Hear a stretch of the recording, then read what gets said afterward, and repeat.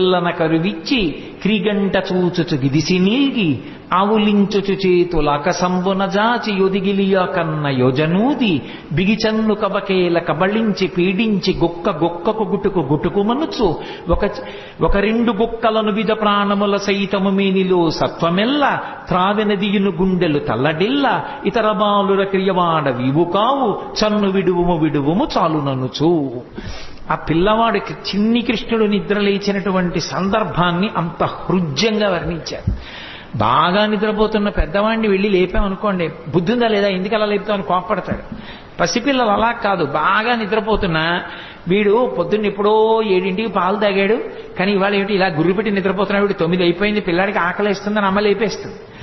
లేపేసి పాలిద్దామని ఒళ్ళో పడుకోబెట్టుకుంటే వాడు ఏమి ఏడవాడు లేపేసిందని. కానీ వాడి ఎంత బద్ధకం, ఏదో పెద్ద అలిసిపోయిన వాళ్ళలాగా